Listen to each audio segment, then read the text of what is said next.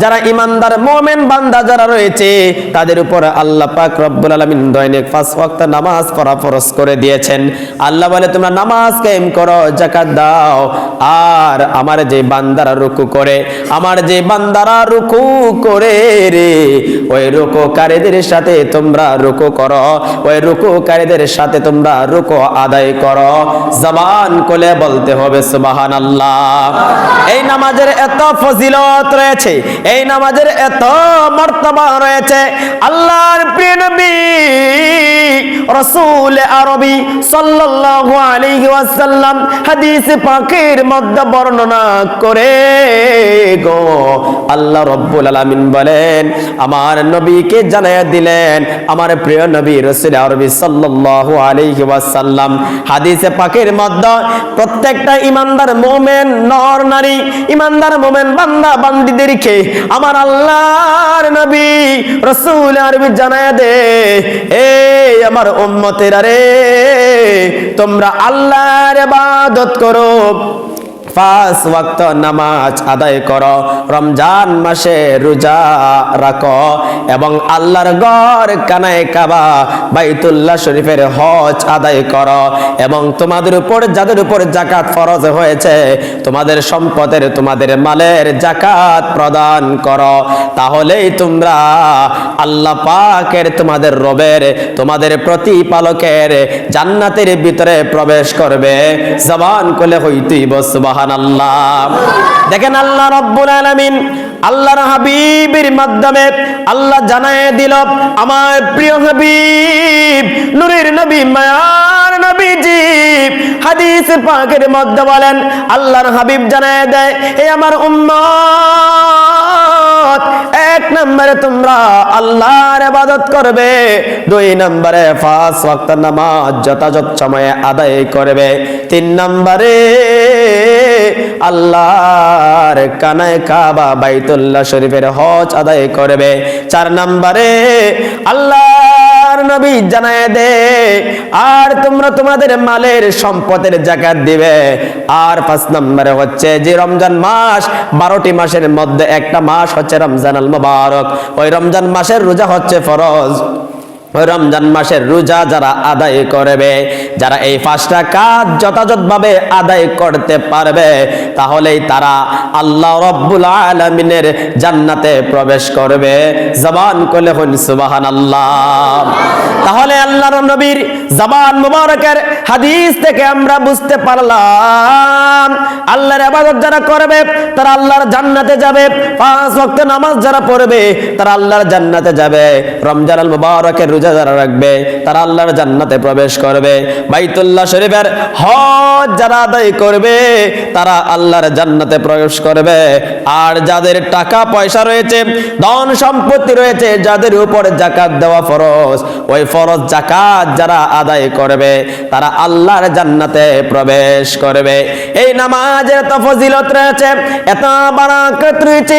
আল্লাহর প্রিয় নবী রাসূল আরবি সাল্লাল্লাহু আলাইহি ওয়াসাল্লাম হাদিস পাকের মধ্যে বলেন, যেই ব্যক্তি সঠিক টাইমে যথা সময়ে আল্লাহর হুকুম আল্লাহর বিধান 5 ওয়াক্ত নামাজ জামাতের সহিত আদায় করবে, যেই ব্যক্তি সঠিকভাবে যথা সময়ে ওয়াক্ত মতো যদি কোন ঈমানদার মুমিন বান্দা আল্লাহর হুকুম আল্লাহর বিধান 5 ওয়াক্ত নামাজ যথাযথভাবে আদায় করতে পারে, ওই ব্যক্তি সমস্ত প্রকার অশ্লীল খারাপ কাজ থেকে বিরত থাকবে। জবান খুলে বলুন সুবহানাল্লাহ। যেটা আমার আল্লাহ রাব্বুল আলামিন আল্লাহর কোরআনুল কারীমের মধ্যে আয়াত নাযিল করে জানিয়ে দেয়, আল্লাহ পাক বলে, ইন্নাস সালাতা তানহা আনিল ফাহশাই ওয়াল মুনকার। সুবহানাল্লাহ বলেন। আল্লাহ রাব্বুল আলামিন আল্লাহর কোরআনুল কারীমের মধ্যে বর্ণনা করেন, যারা 5 ওয়াক্ত নামাজ সঠিকভাবে আদায় করবে, সঠিক টাইমে আদায় করবে, যথাযথভাবে যারা 5 ওয়াক্ত নামাজ পড়বে, আল্লাহ রাব্বুল আলামিন তাদের সম্পর্কে জানিয়ে দেয়, ইন্নাস সালাতা তানহা আনিল ফাহশাই ওয়াল মুনকার, নিশ্চয় নিশ্চয় নামাজি ব্যক্তিকে সমস্ত প্রকার অহেশা, গুনাহের ফাহেশা, মন্দ খারাপ কাজ থেকে বিরত রাখে। জবান খুলে বলুন সুবহানাল্লাহ। আল্লাহর কোরআনুল কারীমের মধ্যে আল্লাহ আয়াত নাজিল করে জানিয়ে দেয়, যারা যথাযথভাবে সঠিক টাইমে নামাজ আদায় করবে, নামাজ ওই ব্যক্তিকে সমস্ত প্রকার গুনাহের কাজ থেকে বিরত রাখবে, মন্দ কাজ থেকে বিরত রাখবে।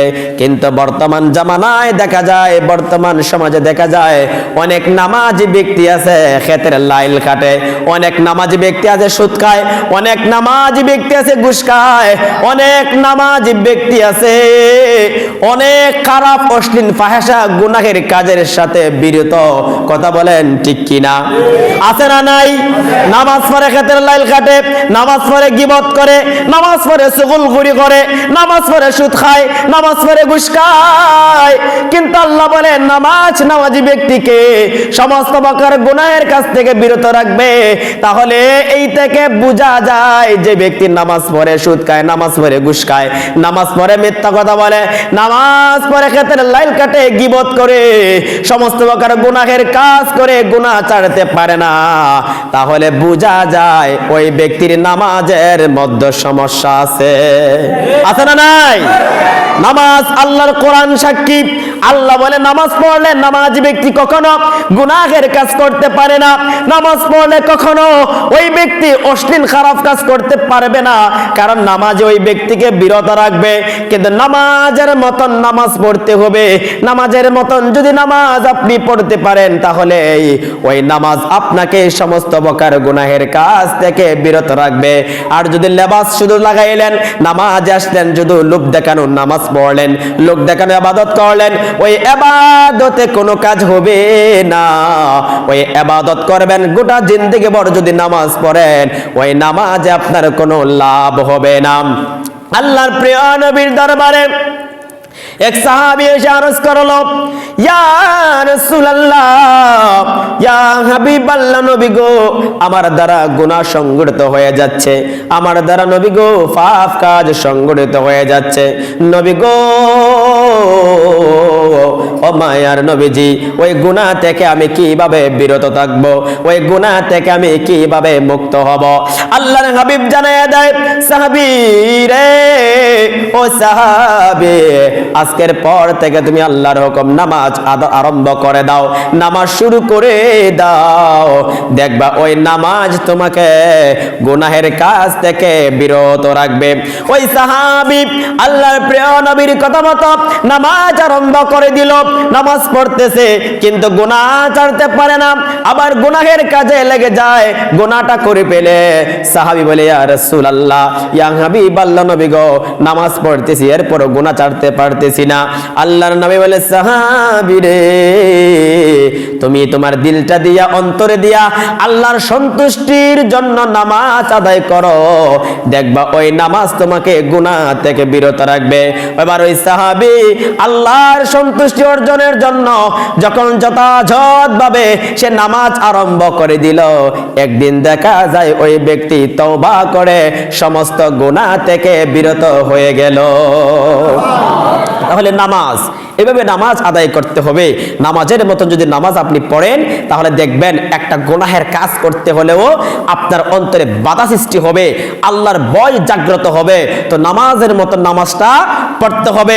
যত কষ্ট হোক, যত মুসিবত আসুক, আপনি নামাজ পড়েন, যত রোগ বালাই আসুক, যত মুসিবতে পড়ে যান, যত বিপদ আপদে পড়ে যান, আপনি নামাজে ঢুকে যান, আল্লাহর ঘর মসজিদে এসে নামাজ পড়েন, সমস্ত বালা মুসিবত, সমস্ত বিপদ আপদ আমার আল্লাহ নামাজের মাধ্যমে দূর করে দিবে।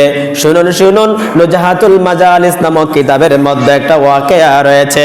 বনি ইসরাইলের একজন মহিলা, যিনি ওই আল্লাহর বান্দি, বড় নেককার ছিল, 5 ওয়াক্ত নামাজ তিনি নামাজ পড়তেন, আল্লাহর ইবাদত করতেন, কোন সময় তিনি নামাজ তরক করতেন না। কিন্তু ওনার স্বামী ছিল বড়ই জালিম।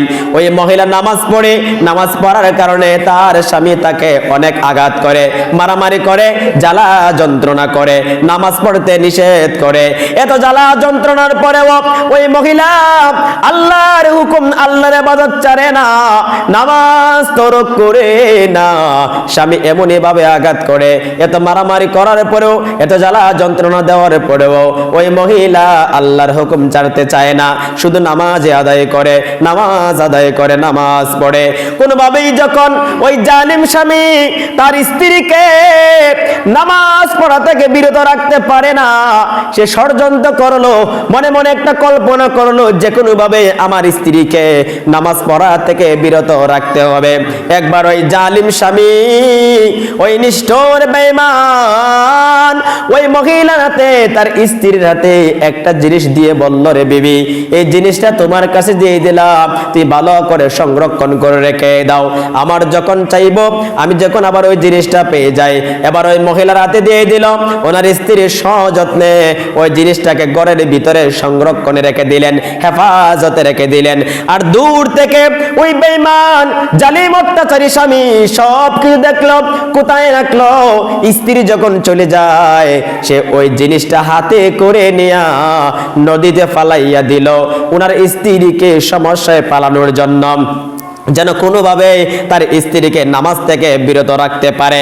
সে যখন নদীতে ওই জিনিসটা ফেলে দেয়, একটা নদীর মাছ ওই জিনিসটাকে কে ফেলে, এবং একজন জেলে ওই মাছটাকে দরিয়া বাজারে নিয়ে এলো বিক্রি করার জন্য। আর ওই জালিম স্বামী গেল মাছ কেনার জন্য, সে নিজেই ওই মাছটাকে খরিদ করে ওনার স্ত্রীর কাছে দিয়ে দিল। এবার ওনার স্ত্রী যখন মাছটাকে কাটলো, কাটার পরে দেখা যায় ওনার স্বামী যেই জিনিসটা দিয়েছিল, ওই জিনিসটা মাছের পেটের মধ্যে দেখা যায়। জবান কইলে কন্যা সুবহানাল্লাহ। স্ত্রী আশ্চর্য হয়ে গেল, এটা তো আমার স্বামীর দেওয়া আমানত, এটা তো আমি ঘরে রেখেছিলাম, এটা মাছের পেটে কিভাবে গেল? সে আবার এটাকে দৌত করে আগের জায়গায় রেখে দিয়েছে। কিছুদিন যাওয়ার পরে ওই জালিম স্বামী তার স্ত্রীর কাছে চায়, আমি যে জিনিসটা দিয়েছিলাম, বিবি রে, আমার জিনিসটা তুমি দিয়ে দাও। তার মনে মনে আনন্দ, মনে মনে খুশি, এখনই আমার স্ত্রীকে আমি নামাজ থেকে বিরত রাখতে পারবো।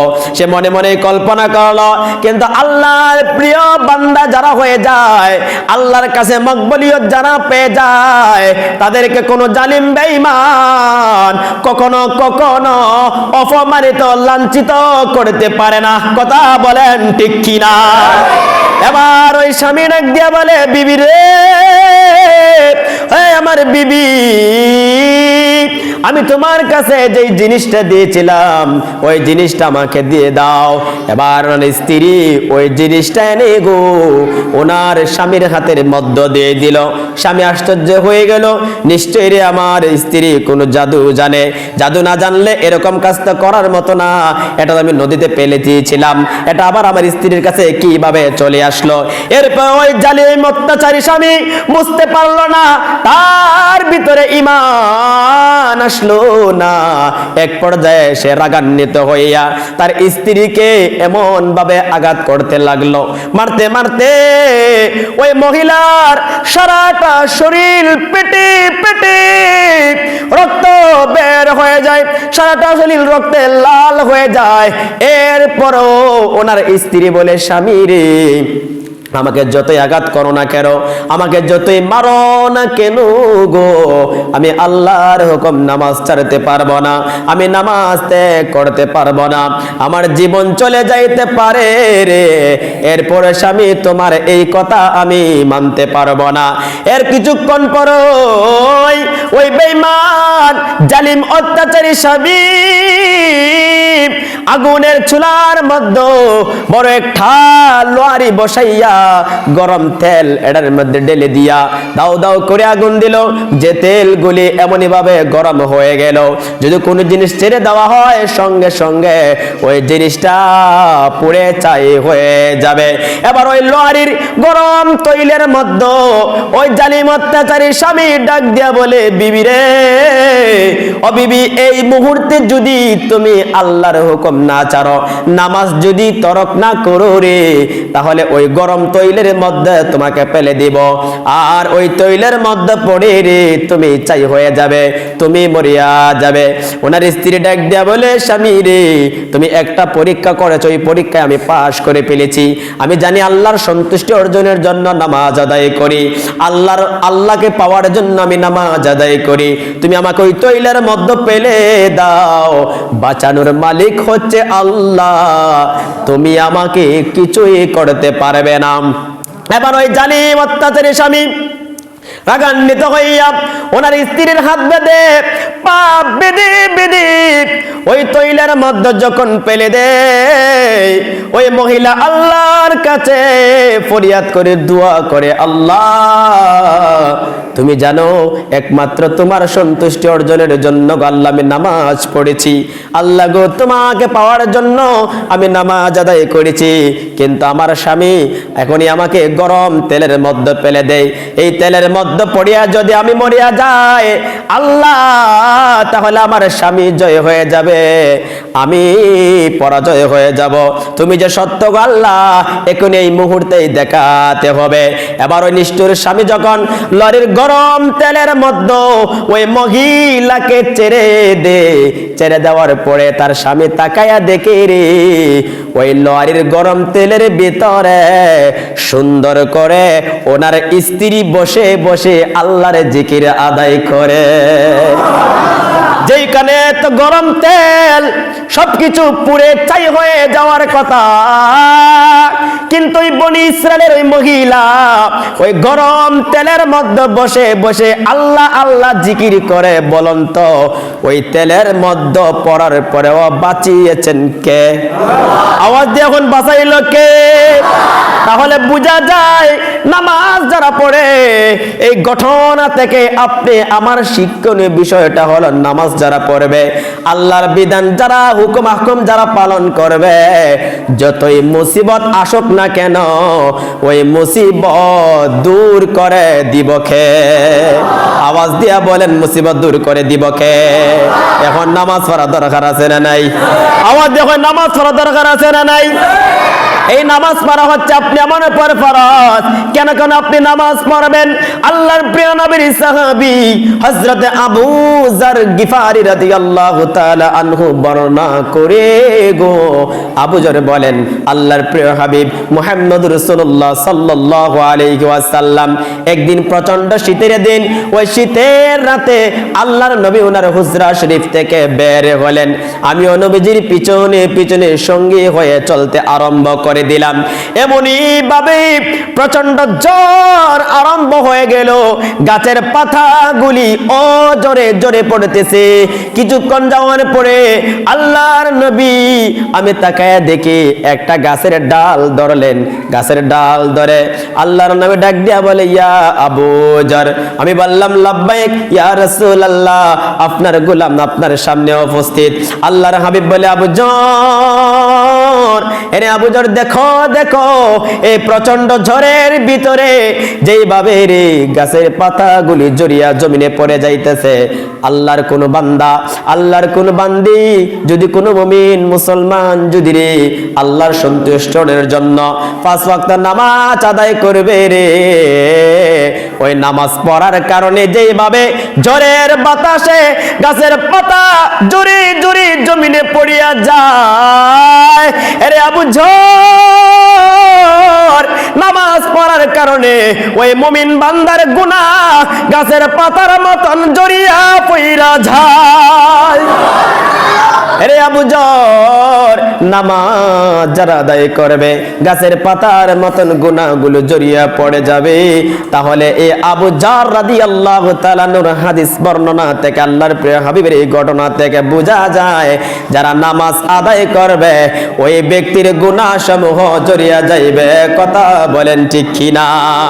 শুধু তাই নয়, আল্লাহর প্রিয় হাবিব মুহাম্মদুর রাসূলুল্লাহ সাল্লাল্লাহু আলাইহি ওয়াসাল্লাম হাদিস পাকের মধ্যে আল্লাহর নবী বর্ণনা করেছেন, যেই ব্যক্তি দুরাকাত নামাজ যদি সঠিকভাবে যথাযথভাবে 2 মিনিট সময় নিয়ে যদি কোনো ব্যক্তি দুরাকাত নামাজ সহি শুদ্ধভাবে আদায় করতে পারে, ওই 2 রাকাত নামাজের বিনিময়ে আল্লাহ রব্বুল আলামিন ওই মুমিন বান্দাদেরকে আল্লাহর জান্নাত দান কইরা দিব।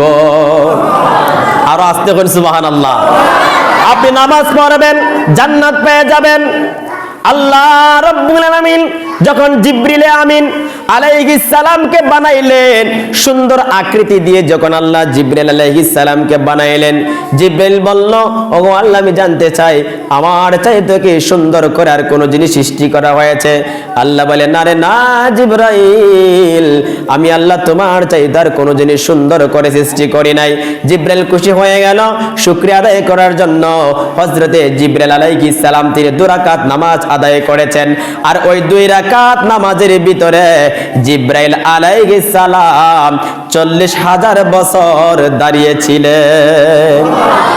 আজকে আমরা 2 মিনিট নামাজে দাঁড়িয়ে থাকতে পারি না, 2 মিনিট লাগে নামাজ পড়তে পারি না। কিন্তু জিবরাইলকে আল্লাহ পাক সুন্দর করে সৃষ্টি করার কারণে জিবরাইল খুশি হয়ে গেল। আল্লাহর শুকরিয়া আদায় করার জন্য তিনি 2 রাকাত নামাজ আদায় করেছেন। প্রত্যেক রাকাতে 20,000 বছর দাঁড়িয়েছিলেন। এভাবে 40,000 বছর দাঁড়িয়ে তিনি 2 রাকাত নামাজ আদায় করেছেন।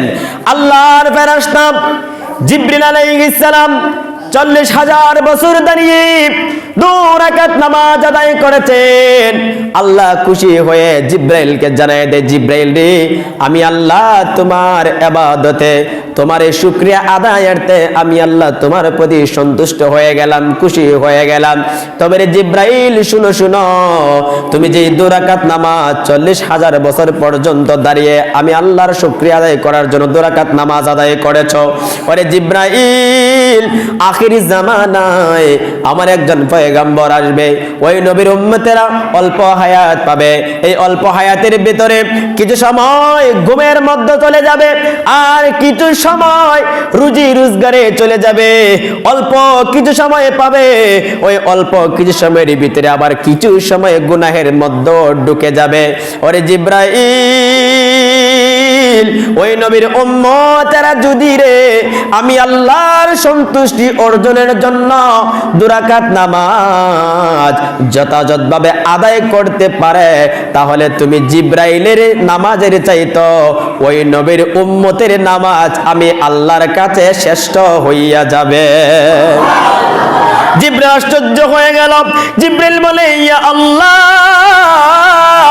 আমি জিবরাইল 40,000 বছর দাঁড়িয়ে 2 রাকাত নামাজ আদায় করেছি, ওই নবী কেমন গো, ওই নবীর উম্মতেরা কেমন গো 2 মিনিট লাগাইয়া 2 রাকাত নামাজ আদায় করবে? আমি জিবরাইলের নামাজের চাই উত্তম হয়ে যাবে। আল্লাহ গো, আমি জানতে চাই তাদের কাছে যদি নামাজটা আমি জিবরাইলের চাইতে উত্তম হয়ে যায়, আপনার কাছে গ্রহণযোগ্য হয়ে যায়, ওগো আল্লাহ, ওই নামাজের বিনিময়ে আপনি তাদেরকে কি প্রতিদান দিবেন? আমার আল্লাহ ডাক দিয়া বলে, জিবরাইল, ও জিবরাইল, শুনো শুনো রে, আমার বন্ধু নবীর উম্মতেরা যদি আমি আল্লাহর সন্তুষ্টি অর্জনের জন্য 2 রাকাত নামাজ যথাযথভাবে আদায় করতে পারে, নামাজটা যদি ভালো করে আদায় করে রে, তাহলে ওই নামাজের বিনিময়ে আমি আল্লাহ তাদেরকে জান্নাতুল মাওয়া দান কইরা দিব। এবার জিবরাইল আশ্চর্য হয়ে গেল, ও আল্লাহ, ওই নবীর উম্মতদেরকে আপনি জান্নাতুল মাওয়া দান করে দিবা, ওই জান্নাতটা আমি একটু দেখতে চাই। আল্লাহ হুকুম দিয়ে দিলেন যে জিবরাইলের 600 নূরের পাকা রয়েছে, একটা পাকা যদি জমিন থেকে ছাড়ে প্রথম আসমানে চলে যায়, ওই জিবরাইল 600 নূরের পাকা নিয়া ওই জান্নাতুল মাওয়ার ভিতরে ঢুকে গেলেন। জান্নাতুল মাওয়ার ভিতরে তিনি ভ্রমণ করতে লাগলেন, জান্নাত জান্নাতটা কত বড় দেখার জন্য যেই নবীর উম্মতদেরকে আল্লাহ পাক জান্নাতটা দান করে দিলেন। জিব্রাইল উড়তে উড়তে তিনি 3000 বছর জান্নাতের ভিতরে অতিক্রম করেছে। 3000 বছর অতিক্রম করার পরে জিব্রাইল একটু পেরেশান হয়ে গেলেন, ক্লান্তি হয়ে গেলেন। ওই জান্নাতের ভিতরে একটা গাছের গোড়ায় বসে গেলেন। তিনি সিজদায় পড়ে আমার আল্লাহকে ডাক দিয়া বলে, আল্লাহ, হে আমার মালিক, আপনার বন্ধু নবীর উম্মতদেরকে আপনি যে জান্নাত দান করে দিলেন আল্লাহ গো, ওই জান্নাতের ভিতরে আমি জিব্রাইল 3000 বছর অতিক্রম করেছি। আল্লাহ, আমি জানতে চাই ওই জান্নাতের শেষ সীমানায় কি পৌঁছতে পেরেছি? আমার আল্লাহকে ডাক দিয়া বলে, জিব্রাইল, ও জিব্রাইল, আমি আল্লাহ তোমাকে যে 600 পাকা দিয়েছি, আমি আল্লাহ তোমাকে যেই শক্তি দিয়েছি, আমি আল্লাহ যদি তোমাকে আরো দ্বিগুণ শক্তি দেই, তুমি যে 3000 বছর অতিক্রম করেছো, আরো 3000 বছর যদি অতিক্রম করো, আরো 3000 বছর যদি অতিক্রম করো রে, তাহলে আমি নবীর উম্মতদেরকে, আমার বন্ধুর উম্মতদেরকে আমি আল্লাহ যে জান্নাতুল মাওয়া দান কইরা দিছি রে, ওই জান্নাতের শেষ সীমানায় যাইতে পারবা না। আর জামান কইলে হন সুবহানাল্লাহ। তাহলে দেখেন, একমাত্র এই আখেরি পয়গম্বর, আখেরি নবীর উম্মতদেরকে আল্লাহ রাব্বুল আলামিন এই মাকাম দান করে দিয়েছেন, যে মর্যাদা অন্য কোন নবীর উম্মতেরা পায় নাই। এত মাকাম পাওয়ার পরেও, এত মর্যাদা পাওয়ার পরেও আমরা কেন গো ওই নামাজ থেকে গাফলাতি করি, নামাজ থেকে বিরত হয়ে যায়? বাবারে, নামাজ পড়ুন, আল্লাহর হুকুম নামাজ যদি পড়তে পারেন, নামাজের বিনিময়ে আল্লাহ রাব্বুল আলামিন আল্লাহর নবীকে জানায় দিল যে আপনার উম্মতদেরকে আমি জান্নাত দান করে দিব, যে জান্নাতটা এত বড় হবে গো, জিব্রাইল 6000 বছর অতিক্রম করার পরেও জান্নাতের শেষ সীমানায় পৌঁছতে পারে নাই। এবার বলুন তো, নামাজ পড়া দরকার আছে না নাই? কই নামাজ পড়া দরকার আছে না নাই? আমরা মুখে বলি কিন্তু কাজে কর্মে দেখাই না। নামাজ পড়ুন, আমল করুন, যদি আমল করতে পারেন। আমার প্রিয় নবী আল্লাহর রাসূল সাল্লাল্লাহু আলাইহি ওয়াসাল্লাম হাদিসে পাকের মধ্যে জানায় দেয়, উম্মত রে, আমি নবীর মেরাজ হয়েছে এই রজব মাসে, আল্লাহর দিদারে গিয়েছি। উম্মতেরা রে, তোমাদের যদি আল্লাহর সঙ্গে দেখা করতে চাও, আল্লাহর সাথে যদি তোমাদের মেরাজ হইতে চাও, তাহলে তোমরাও আল্লাহর